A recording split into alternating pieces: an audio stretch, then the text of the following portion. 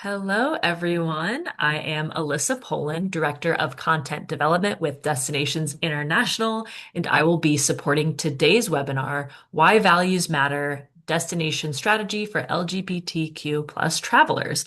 Thanks for joining us. It's great to have everyone here with us today. We're Destinations International and IGLTA. I will explain International LGBTQ plus Travel Association and the IGLTA Foundation and value graphics will all come together to introduce key insights from Why Values Matter, a destination guide to LGBTQ plus travelers. Couple of quick housekeeping notes before we get started with the webinar today. As always, this webinar will be recorded and available on our online learning center for future viewing. Closed captions are available. To get those started, you'll want to click Captions at the bottom of the screen. Then you can select Show Captions, or you can click View Full Transcript to view the transcript in your side panel. As always, we'd love to hear your questions and comments. Questions may be submitted at any time, but we'll wait until the end to answer those.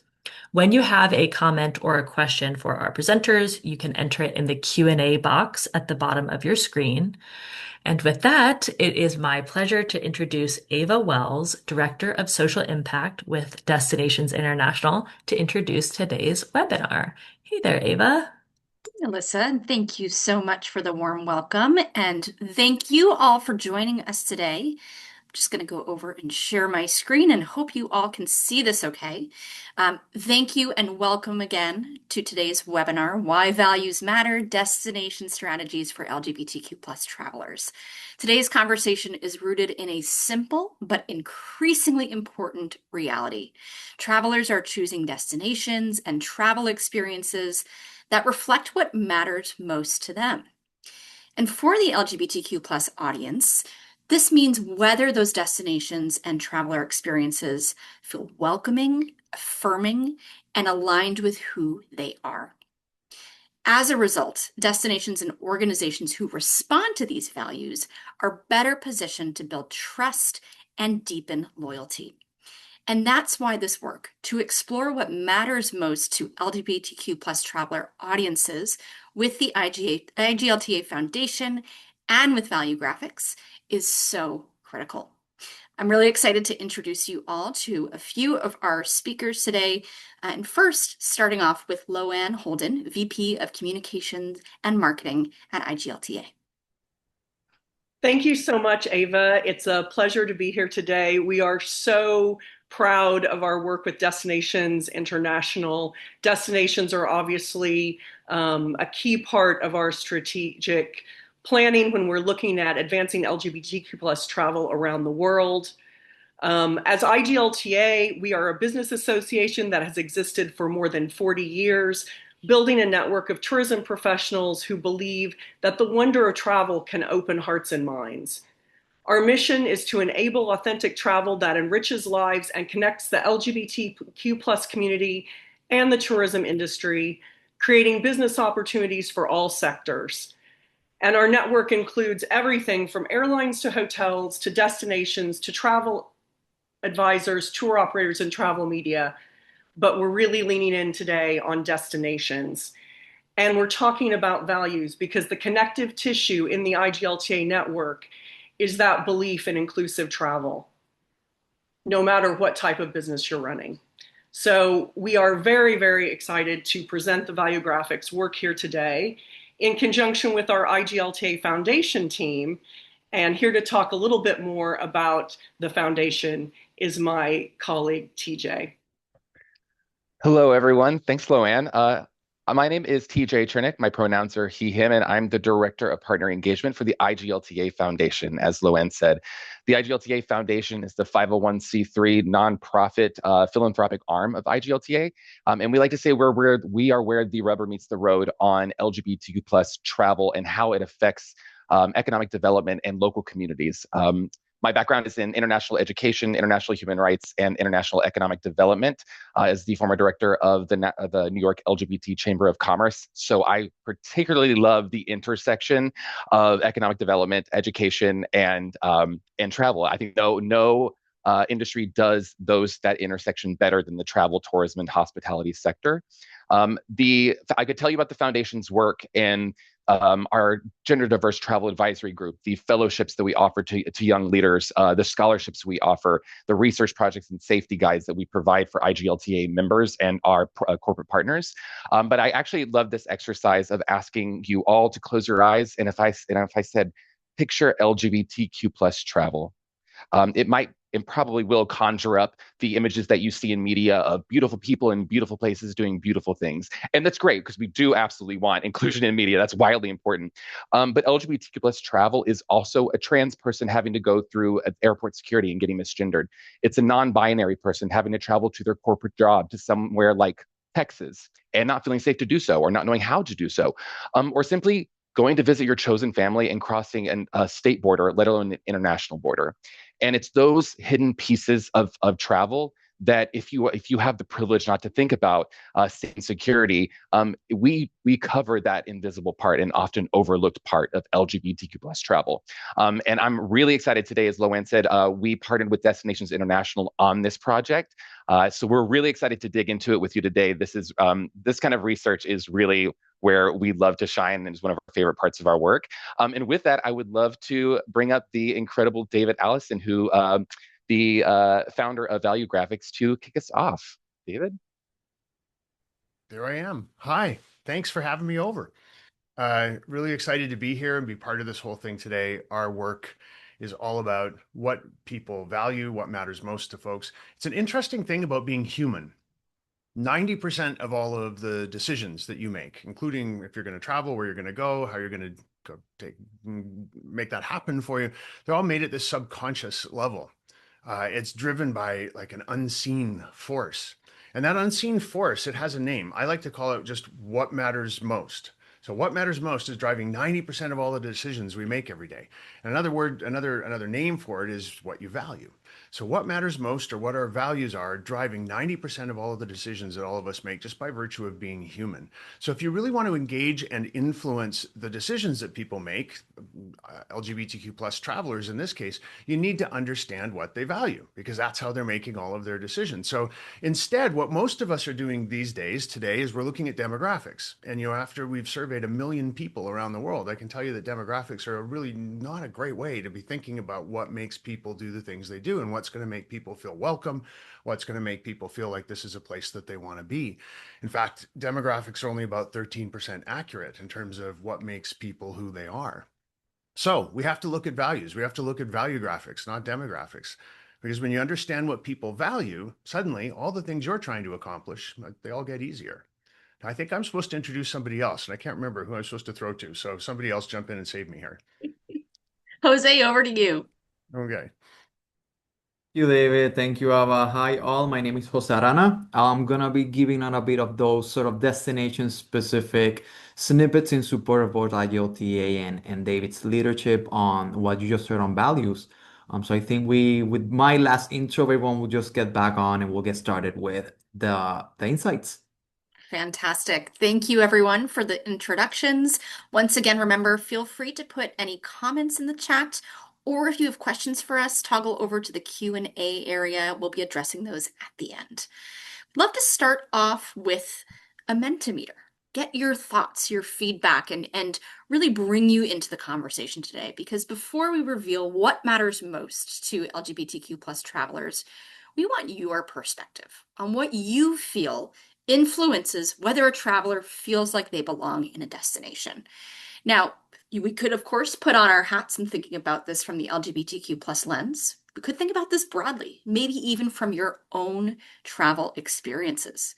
We all have these unique lived experiences and values that shape what it looks like for us to travel in meaningful ways.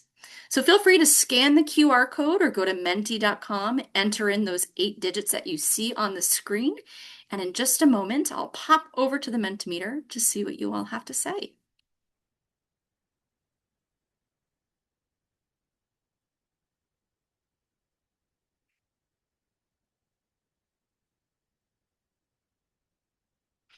Okay, let's put this up.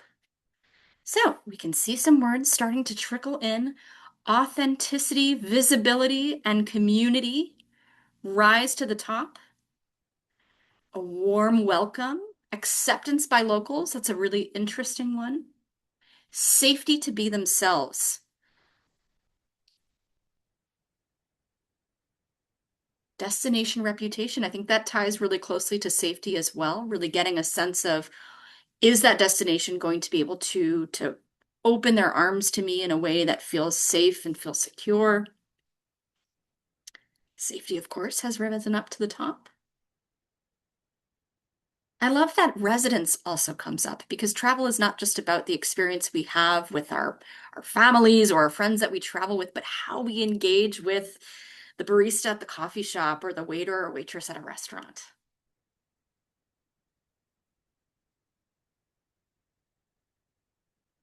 We also see good memories. We see quality connections. And for my friends with IGLTA, David, Jose, feel free to comment as well if there are any words that stand out to you here.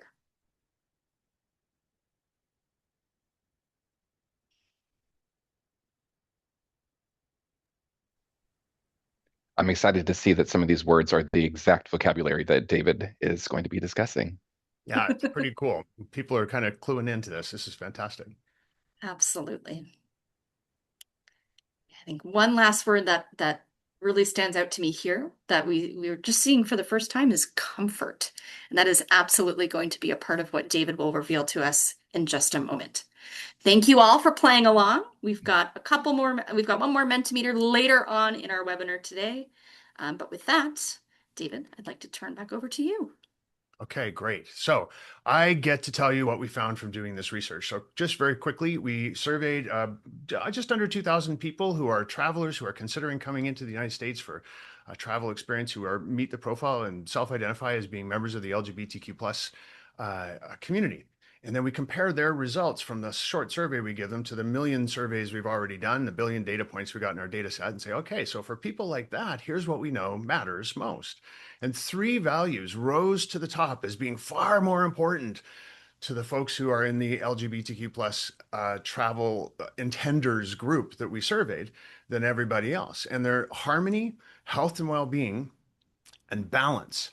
Now, it's important to understand that for each of these, there's a specific meaning. So you can imagine like a value like belonging, what it means to me and what it means to Ava and what it means to Loanne. It'd be a very different definition. So we have all of that information in the database as well. In fact, for belonging, there's 912 different kinds of belonging. So it's great to know that a group is over-indexing on belonging, but you also got to know, what does it mean to them? How do they know that this belonging is happening for them in a way that aligns with what they value and what matters most to them? So for each one of these three values, you can see the definition. Harmony, it's all about, I want to be able to be myself. Health and well-being, it's all about, I can care for myself here in all the different ways that you might interpret that word about caring for myself, for mental health, emotional health, all the other ways that you can imagine somebody might be concerned about trying to care for themselves when they choose a destination. And balance is about my life. It fits here. I don't have to pretend to be somebody else. And you can see how harmony and balance really relate to each other, and maybe a little bit more tangentially health and well-being, but all three of those are very similar sentiments. It's about not wanting to have to be somebody else, pretend to be somebody else, stop looking after myself. All of those things are the key drivers. What's interesting about this information, I think, is that once you show them how your destination, your whatever it is you're here representing today, once you show people and communicate to people that they're going to find this when they choose to come and visit you, some really interesting things happen. We call it values dividends. The values dividends for this group, loyalty will rise by about 30%. And who doesn't want that in terms of the folks who are coming to their destination? Engagement will rise by about 20%. And perhaps the most interesting one for many of the folks who are listening today, willingness to pay rises by about 15%. They'll spend 15% more on all the things they're going to spend on when they come to visit your destination if these feelings are present for them, if these values are there, if they're like, yeah, these folks get me. This destination is reading my diary. They know what's most important to me, what matters most to me. So the trick, and what we're going to be talking about as we carry on here, is how do you communicate what you have to offer in a way that shows them that they can be themselves, that they can look after themselves, and that their life is going to fit here. So it's really that simple now that we have the exact values that we need to focus on. Because as I said in my first little set of comments, once you know what people value, everything gets easier.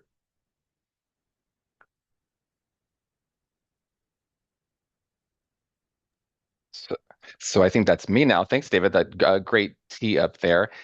Yeah. So as David introduced, that first word, harmony, is about being at peace with oneself in a destination. So not just being in a destination, but being in a destination.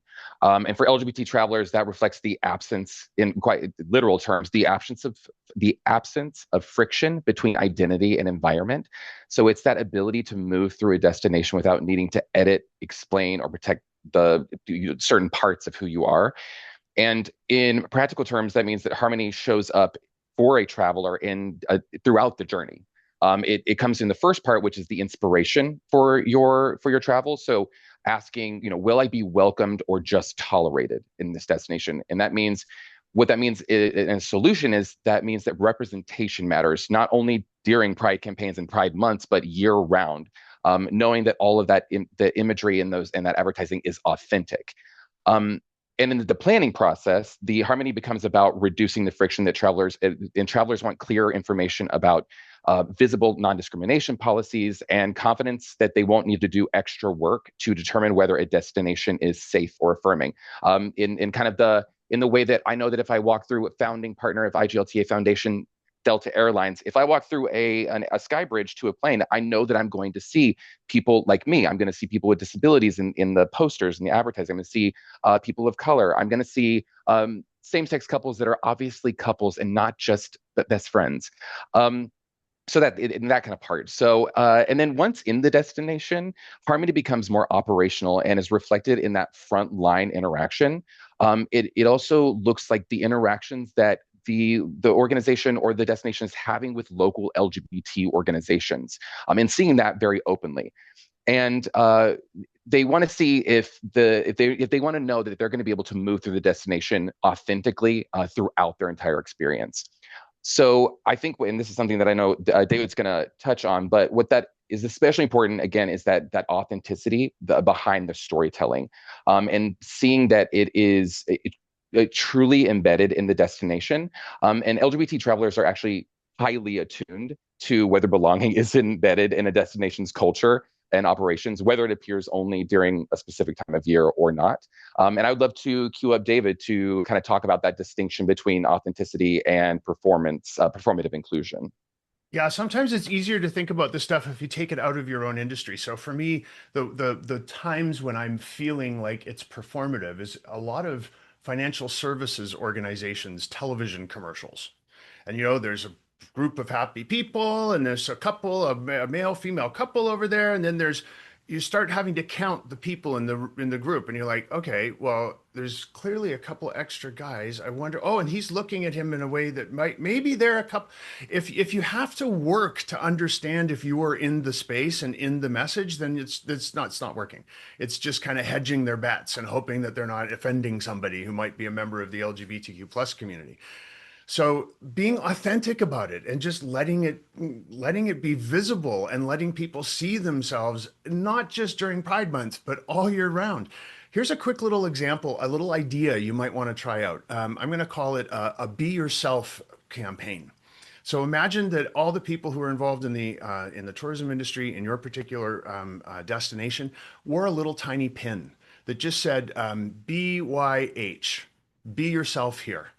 We all are happy to put the pride flags up on our businesses and stuff, and so it's there, and it's like, okay, there's almost be. But if I'm talking to someone who's wearing a BYH pin, I know that I can be myself with that person. I can say out loud, "This is my wife. This is my husband. We need some help with this thing." I think being able to say, "Here's the safe people the safe folks that you can talk to and you can be yourself in front of, I think that would be an enormously powerful way for helping people feel like they can be themselves in a destination. And that's just one idea. You can say, David, that's the dumbest idea I've never heard. It's never not going to work. But I want you to be able to look at that and go, oh, I see what he did there. He took harmony and he took that definition and he came up with an idea. You'll come up with way better ideas than I do, but there's just a thought starter for you to get you going. Thank you, David. And as we progress to our next value, and you think about really how harmony shows up for LGBTQ plus travelers, would love for you to share ideas, examples of how you may be tapping into this already, or how you might be thinking about what you could do to tap into this moving forward. Our second value that's most important to the LGBTQ plus traveler audience is health and well-being. And this is really that intersection of body and mind, and it's deeply connected to emotional safety. It's really that question of when I come to a destination, when I participate in various traveler experiences, is it going to nourish me or is it going to drain me? And similarly to how we work through that harmony value and looking at these various phases of the traveler journey, we can apply that same concept here. So first, inspiration. Do I see in messaging, do I see in the materials that are provided to me that this is a place that's going to be welcoming for me, that there's opportunity to connect with culture, to disconnect and really embrace myself in that destination in a way that allows me to perhaps slow down, take it easy, really relax with my family or friends. When it comes to planning, having the resources needed to ensure that sense of safety. When I arrive in that destination, where can I go to make sure that I feel accepted and that my health and well-being is really taken into account? And then in that destination experience, really knowing, again, from that frontline perspective, that there are a variety of experiences, interactions that I can have with frontline personnel, with folks from across the destination community that respect this balance and this need for really a sense of feeling safe and secure. And one of the suggestions, and I'll highlight David here, who came up with this brilliant one, is a little, care card. Let's say someone is renting a vehicle in a destination, or they walk into their hotel room. Perhaps a little card that provides information about health, safety, well-being programs or resources in the destination. That's just that little key moment to say, we recognize that health and well-being is important to you, and we want to be able to provide those experiences that make you feel really heard and really seen. So again, it's thinking through what that experience looks like from that initial messaging, the resources that are provided, and then again, those little touches to really embrace and open your arms to travelers. David, Jose, TJ, would love to hear from you and any perspectives you'd like to share on how well-being shows up for LGBTQ plus travelers and what you may have experienced working with various audiences as well. I'll jump in for 2 seconds.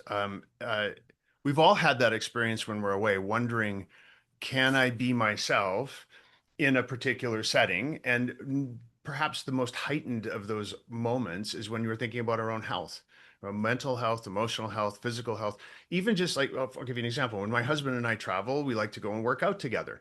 What gym can I go to where it's not going to be like, uh-oh, look, the boys are here. Why are they, interacting with each other that way? They look like they might be married. Like, well, yeah, we are. But in some gyms, that's okay. And in other gyms, and particularly in a strange place, I don't know if that's going to get us beat up in the locker room. So it's just being able to be safe and feel secure and continue from the previous value about, can I be myself here? And can I look after myself here?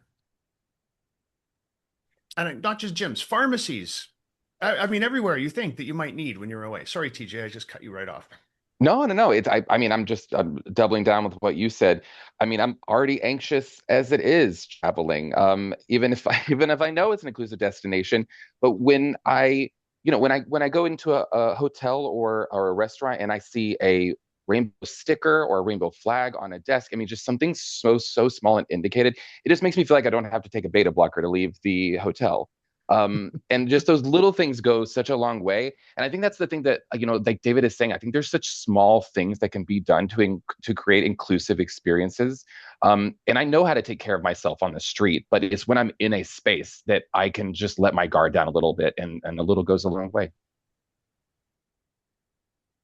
Thank you both, David and TJ. And again, as you think about this value of health and well-being, what are those experiences that already exist in your destination? Or if you're representing an organization today, what are those offerings that you already have? How can you tap into this really important value, this concept of what matters most, and frame it in a way that really opens its arms and is accepting and accessible to LGBTQ plus travelers?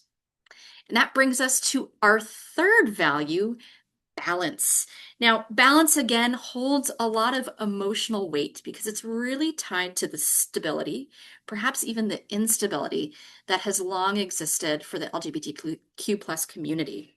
And this, of course, is due to evolving acceptance or inacceptance of what it means to be part of the LGBTQ plus community. It's influenced by policy, by politics, by communities, and being accepted or not accepted. And really having that choice to be able to have your own accepted and chosen family. Really, what this becomes all about is the question of, do I fit in? And so once again, as we look at this reality of balance, we can explore it from three lenses of the traveler journey. First, inspiration.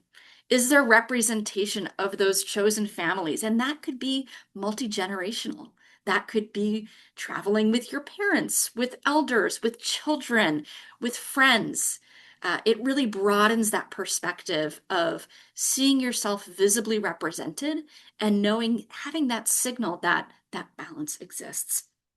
Second, planning to know that I really fit in. Do I have the confidence that when I come to that destination, there will be experiences that matter not just to me, but to my chosen family and to the folks that I'm traveling with?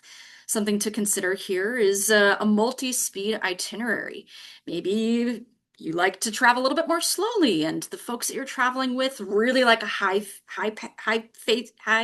paced, fast environment. Having those opportunities to provide options is really important and critical.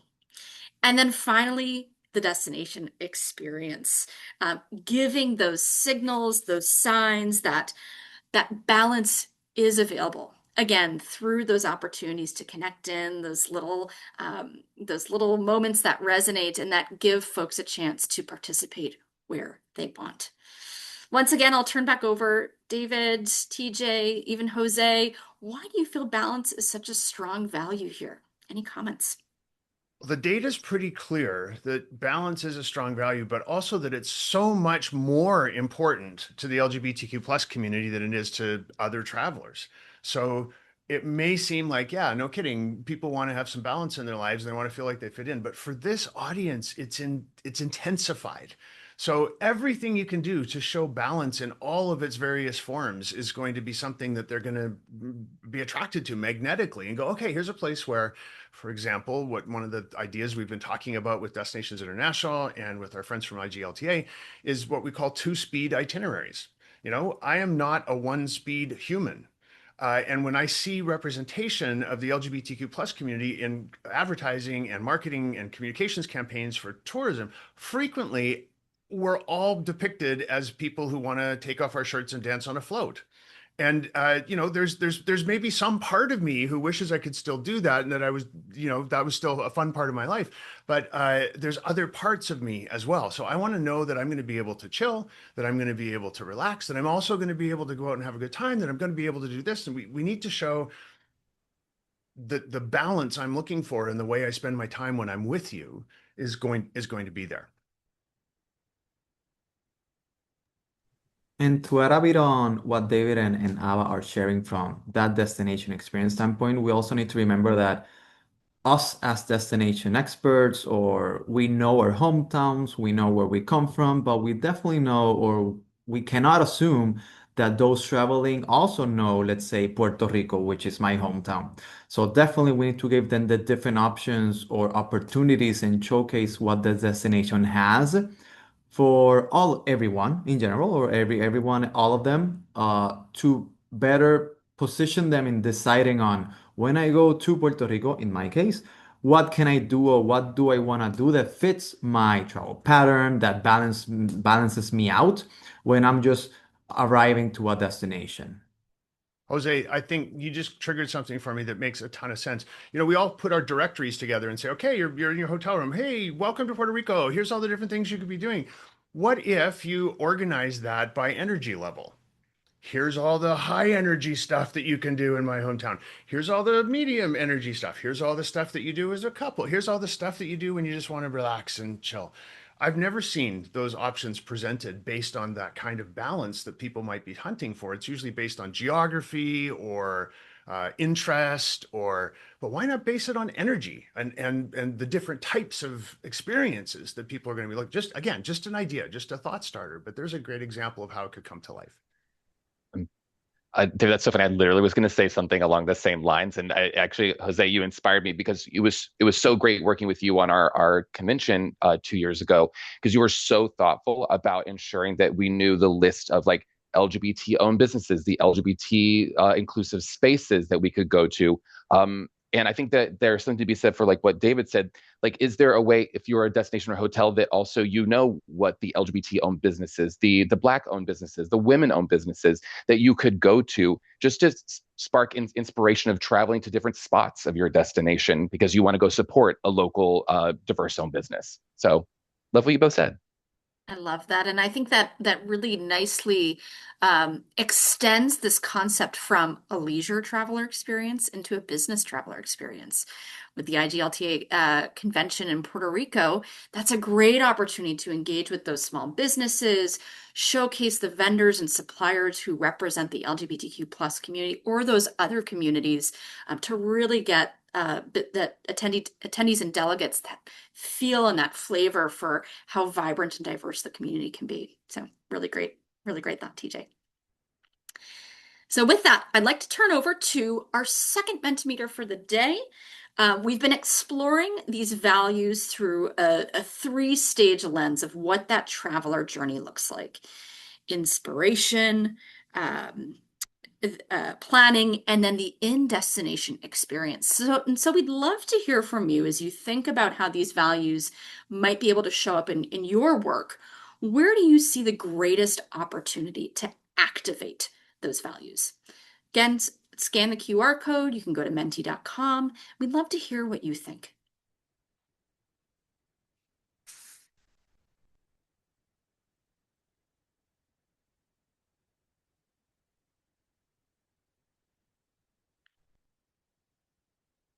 I'm going to bring us over to our Mentimeter here.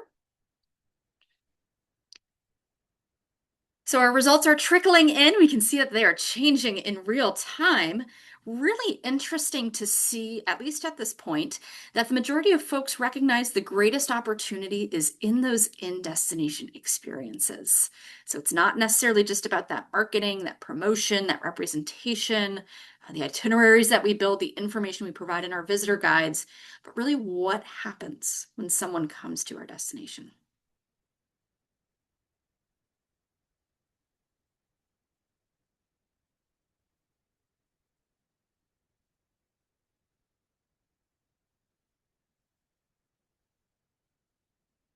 And this is something that we'll be exploring a little bit further as we look at how do we actually activate these strategies. And it starts with engaging with the community. But more to come on that. I see David's just come off mute. So David, you have some thoughts you'd like to share?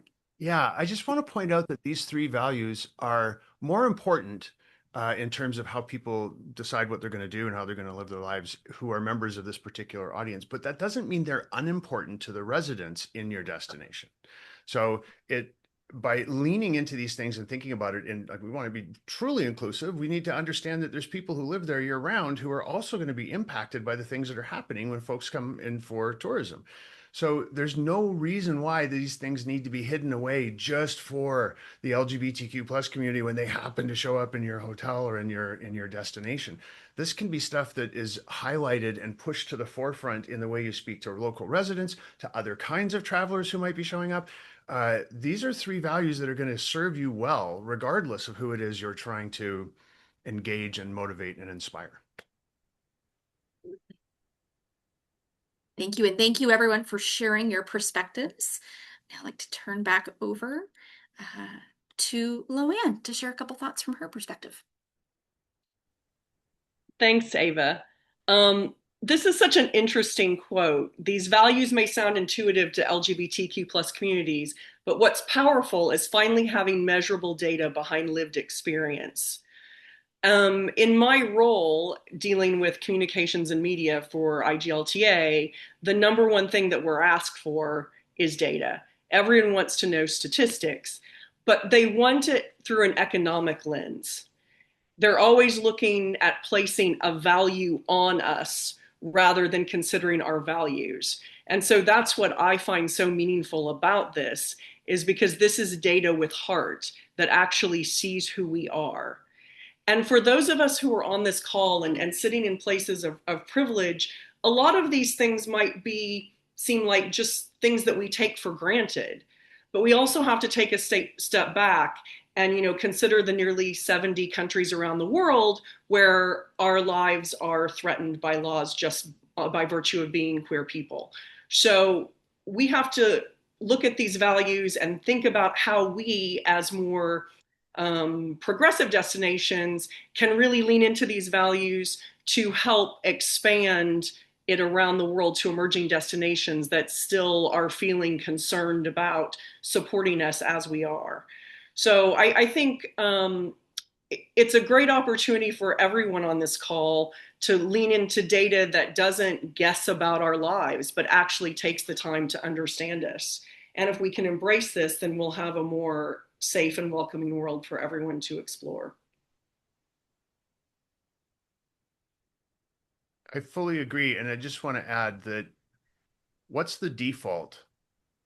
If we don't do this and we don't pay attention to the data that says, here's who we are as a community of travelers, then we end up falling back into demographics and looking at it as a demographic group of people and a demographic description of who we're trying to engage and inspire. And demographics are all about reinforcing stereotypes. Because what else you got when you're looking at demographics? You say, look, oh, wow, there's a whole bunch of LGBTQ plus people who are coming. Well, we know what they like. They're going to like this and this and this. And we just make stuff up because we've been fed all of these ideas. Same holds for any other demographic. Women, oh, it's all women who are coming. Well, lean in, pick your favorite stereotype about what all women are all about. And that's what we end up going with. So what this does is not just make it more powerful for you to accomplish the objectives you need to from a business perspective.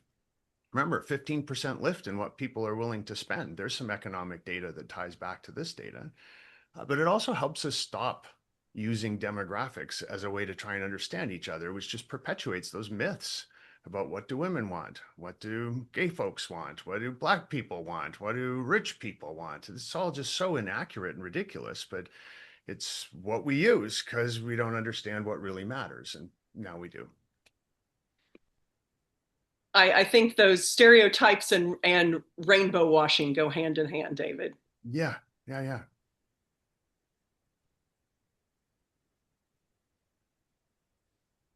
Speaking of stereotypes, look at all these people having fun. So I can go in here a bit and continue to tie in what Loan and David were just talking about. We had the opportunity to host IGLTA back in 2023, and not only to provide a platform for IGLTA members and the community to obviously engage in their annual meeting or convention within that sort of business realm or business mindset, but at the same time showcase Puerto Rico as the inclusive destination that it is. From Discover Puerto Rico, we started to dig in, obviously with data and understanding the local community values and where the, let's say, Puerto Rico society is currently at. on welcomeness. And after some years of doing internal surveys and society, like not society, but like visiting the local communities, we found out that yes, Puerto Rico is quite a welcoming destination from the local standpoint, opening the door for us as a destination marketing organization to push out and welcome people as they are across the board. Talking in a bit of those points that we've been on the values today, if we go on the harmony component, as David said, like being myself, we can tie that to that inspiration component. I mentioned a bit before that not everyone knows the destination that they're going to, so they have to research, they have to plan, they have to go over details that may have not been comfortable with, or they might not know yet. I might think not everyone speaks Spanish. And obviously that might be a hinder, something that is as might be scary or exciting at the same time when you're traveling to a destination like ours. We come in as destination executives or destination stewards to just like push those perceptions out and put that information out. So when you're deciding to travel to your destination, you're gonna be comfortable in doing that, and being a welcoming destination puts that forward. With some data that we have based on 2025 nationwide, we do have a more of an average welcoming component or welcoming mindset perception versus other destinations in the US. So that sort of starts to support what destinations can do with their data providers on bearing that number. So hopefully everyone, let's say, can be a five and no one can be under that number. So in a future, let's say every single destination can be a welcoming one.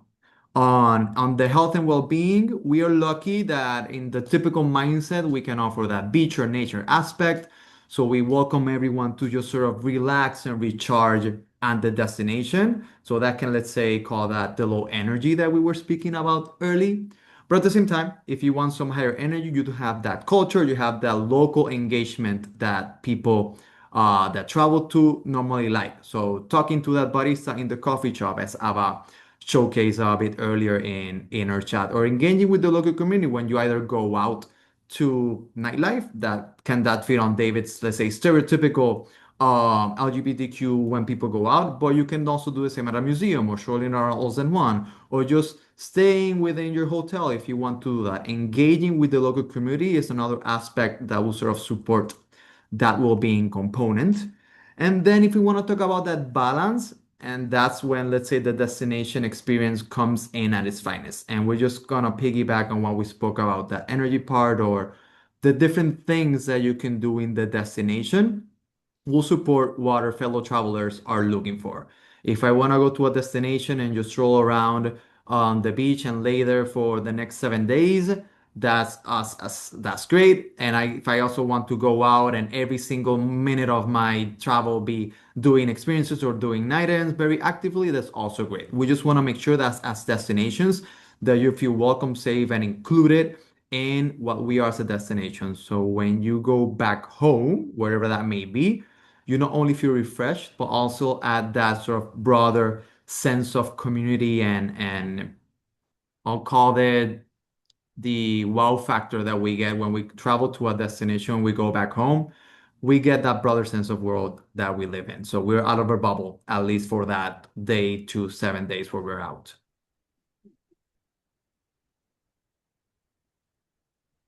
And from that perspective, that's my data slide. So to give a bit of more context on the convention and what have we done as Puerto Rico, when we had a GLTA back in 2023, we were known as an LGBTQ plus destination, but not on the data points. So when we started to sort of dig a bit more deeper, this was 2023. So back in 2022, if we were counting people coming in, we only had 8% of our arrivals to the destination showcasing themselves as LGBTQ plus.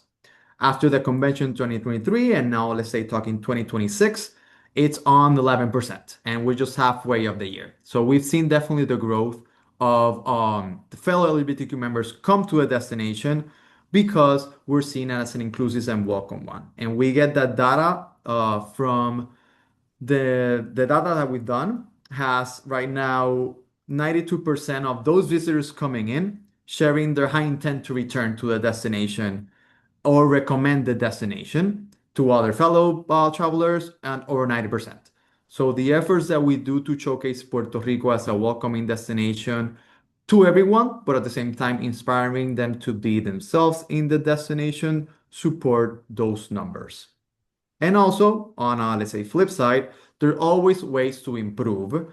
Even though we're seen as a welcoming destination as a whole, we are pushed out a bit under average or below average as a nation for welcomeness on LGBTQ travelers. Interesting. We are a welcoming destination, but still some of them or some of the data has us being not that welcoming. So there are just items that we as a destination will dig in and support to change that perception or mindset. So I welcome those destinations that are with us today on the webinar to dig in the data and understand where you are today with the community, and from there devise some small strategies that can impact across the board your perception of the destination and also the overall community values that we're discussing today.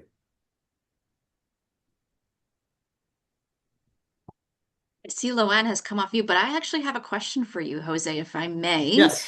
I'm curious how over the past couple years, all of this work has built stronger trust within the local community.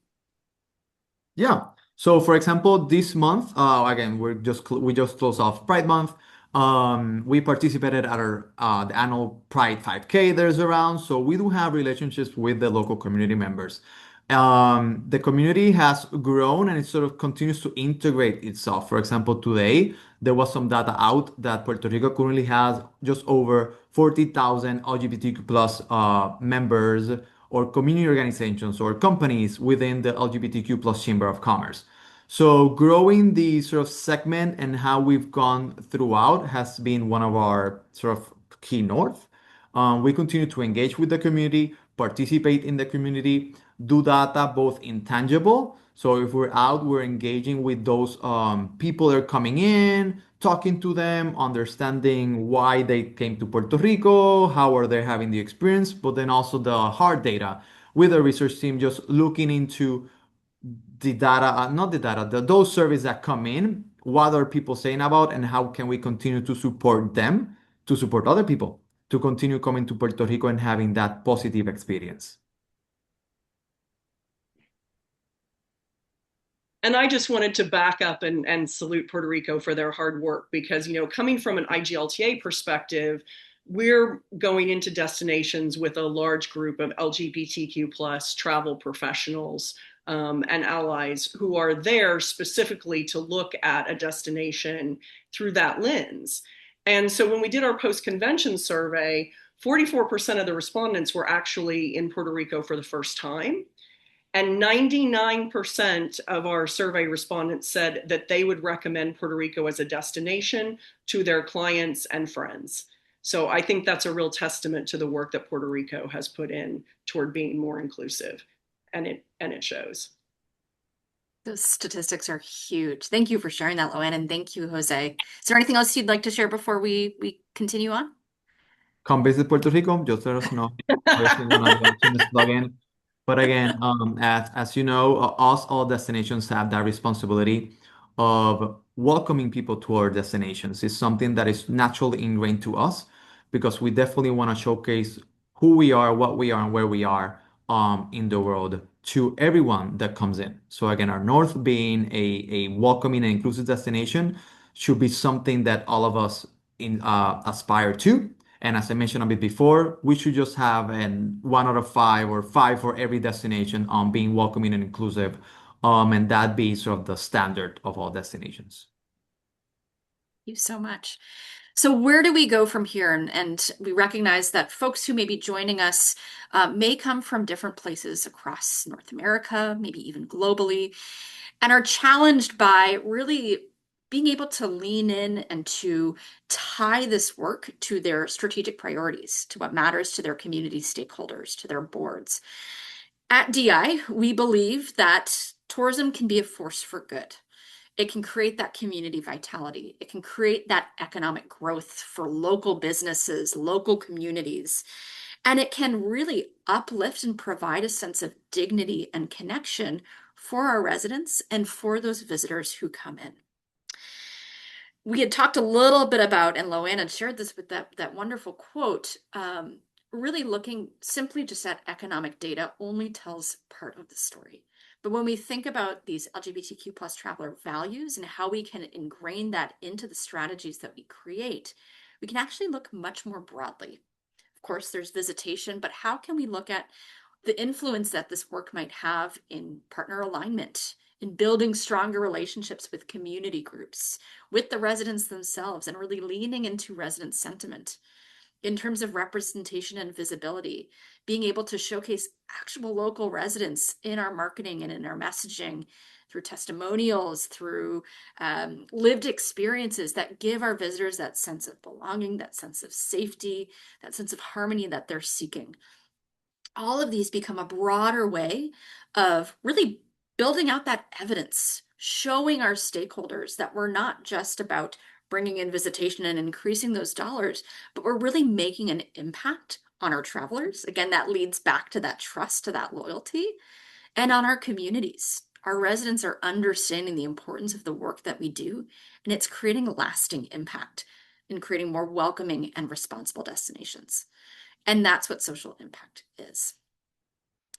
With that, to dig a little bit deeper, if you have not already seen, 2 QR codes for you to scan. On the left, you're going to be able to access the LGBTQ plus values toolkit that's going to go into everything you've learned today and really explore these aspects of measurement and how we can storytell with this work and with these values. And on the right, the social impact framework that DI has created that brings you through a step-by-step journey, looking at what are those outcomes I want to create, and very importantly, co-creating, designing, and building relationships with the local community to ensure that what you're creating by way of those experiences, by way of those strategies, is really going to resonate.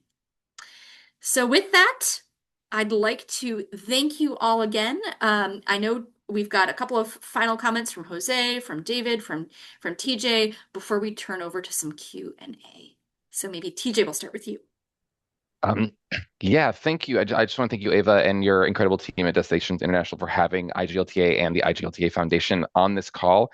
I'm actually really excited about the Q&A because I think Thomas Deschamps has some really interesting questions. So I'm going to hold off on what I was going to say. But we at the IGLTA Foundation, we don't boycott destinations because we believe that by boycotting destinations, we underserve the very communities that need the support, the LGBT-owned businesses and the communities that don't have the ability to, just pick up and move from a destination because it's become less tolerant, like here in South Florida where I'm located. But if we do business development and capacity building training for small LGBTQ plus businesses in emerging destinations that lack LGBTQ plus infrastructure, with the intention that if you have the dream to visit Morocco, Kazakhstan, Uganda, India, that if that's your dream, we have the businesses to connect you with the opportunity to do that and do it safely. And that's really the heart of the work that we do at IGLTA and the IGLTA Foundation. And I'll save the rest for the Q&A because I have some other thoughts. So Same thing. I don't want to take away time from the Q&A. I will. My team's going to kill me. I hadn't planned on doing this, but I'm just going to throw this out there. If there's anybody listening who wants to dive in deeper around how these data points and the rest of the data in the download applies in their particular situation, I'm happy to jump on a Zoom call and walk you through it and hold your hand and show you how to connect the dots. So sorry to my EA, but anybody who wants, I'm happy to do that. I think this work is that important. We really do need to support each other. And just on a small closing note of all of you what have heard of all of us talk on the past minutes or hour, just think that success, in my case for Puerto Rico, but in your case for organization, your company, should not only be for the planner to choose or the organizer or the traveler to choose your organization or destination, but definitely to be feel safe, feel seen, and welcomed throughout the moment they arrive and through the day they leave your destination or your company. Absolutely. As we turn over to Q&A, David, TJ, Jose, even maybe drop in the chat the best way for folks to connect with you, whether that's via LinkedIn or email. But I'd like to turn over to our questions here. We've got two wonderful questions from Thomas. And again, if anyone else has questions that they'd like to share, we certainly encourage you to do so. So the first one is a tourist really in the frame of mind to belong to the place that he knows he will not stay? I have some perspectives, but I'm sure we've got other perspectives on the call as well. So, TJ, David, Jose, I'd love for you to start us off. Remember, there's 912 different definitions for what it means to belong. And not all of them are about permanence. Not all of them are about needing it to be a place where I'm going to belong for a long time. Just being able to walk into a room and feel like you fit in and belong there, that's a kind of belonging. So, Thomas, maybe you have a different perspective yourself on what belonging means, and you're not seeing the congruence there. But there's 911 other kinds of belonging that aren't the ones that relates most directly to your version of it. And so, in its richness, yes, people are interested in belonging everywhere they go.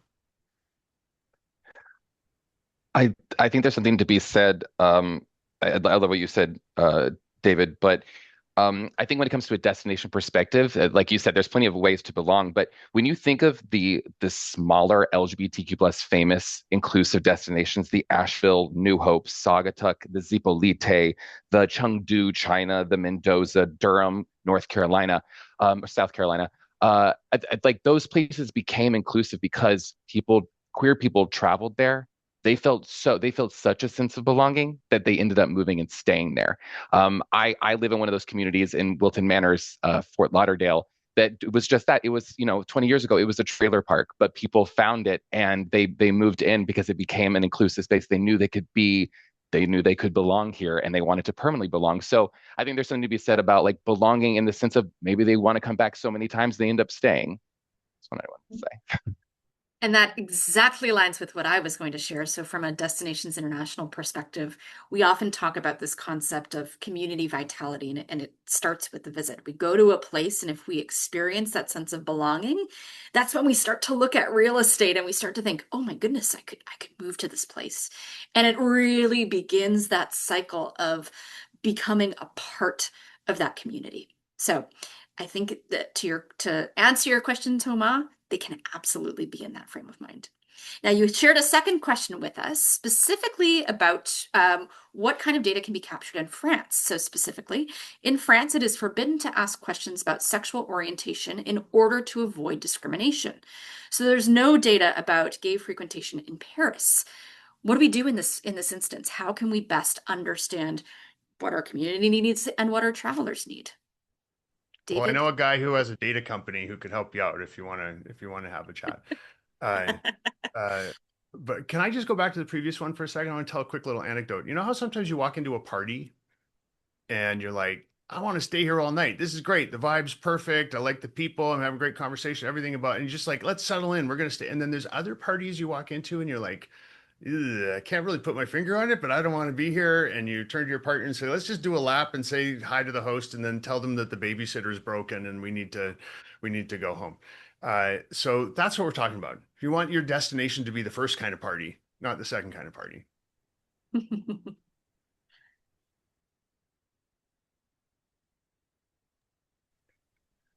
I also think though that kind of data collection, David, you could probably say more that to Tomad's question, that is kind of what makes the gathering data hard, but it's people like David that are doing the work to figure out how to make that happen. So it's great to work with the David Allison, specifically him, but also the David Allisons of the world to figure out how you can actually get that data and gather it appropriately. And to add also on let's call it the intangible data, talk to your local community members or those clients that you may having on the organization or destination, your local chamber of commerce, if there is one, start there and understand how could you grow from it. Yes, it's always challenging. We've gone through some of those items also, but in the end, we can start to aggregate it and collaborating with, for example, IGLTA. You may have some specific data that you could pull from that will support your efforts. We've got one final question in the chat from Christina. How can we hold our partners and businesses accountable to curating welcoming spaces? Any comments, David, TJ, Jose? That 15% stat is a pretty compelling stat for your partners to say, listen, just whenever you're out talking to the LGBTQ plus traveler community, whenever you're thinking about how you can set up your systems for them and make them feel comfortable, remember that if you do that, just around those three things, they're going to pay 15% more. They'll be willing to pay more for a place that they feel gets them. So that one stat, you can hang a whole lot of your communication and marketing to that audience of your partners and business partners, and say, why wouldn't we do this? It's not going to hurt anything, and there's a potential here for us to get a 15% lift in how much people will leave behind when they come to visit our community. Yeah, and to add a bit on David, sit down with those partners, have those one-on-one conversations. As we know, our industry thrives on relationships, and those partners that you have will not, so let's say, only support the community, but are supporting you as a fellow company. TJ mentioned earlier the sticker or that flag at the entrance. Use that if for some reason that partner at some point in the program lacks the accountability of being welcoming or whatever type of element or item we need, just take it off. Just take it off, and again, then go to sit down and with that relationship that you have, and go again and understand what's happening. And as David said, it benefits us all. So definitely having more people join will, in the end, again, benefit us all as a community, as a society, as a group. Yeah, there's another stat about the Puerto Rico Convention that ties nicely into what David was saying about the benefits to the destination, which is that the attendees at our convention stayed a week beyond the convention dates in that destination. 7 extra days of travel around Puerto Rico because they really wanted to explore a place they felt was welcoming and inclusive.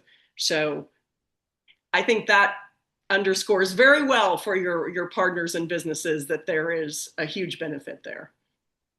Absolutely. Well, with that, I know we are a minute over time, so I'd like to thank Loanne, TJ, David, Jose, and all of you for joining us, for participating in this important conversation. As a reminder, we will be sending out the recording and a follow-up in the days to come, and know that you can reach out at any time with questions and to really engage more deeply. We thank you all for your participation and wish you a very happy rest of your day. Take care, all. Thank you. Thanks, everyone. Thank you.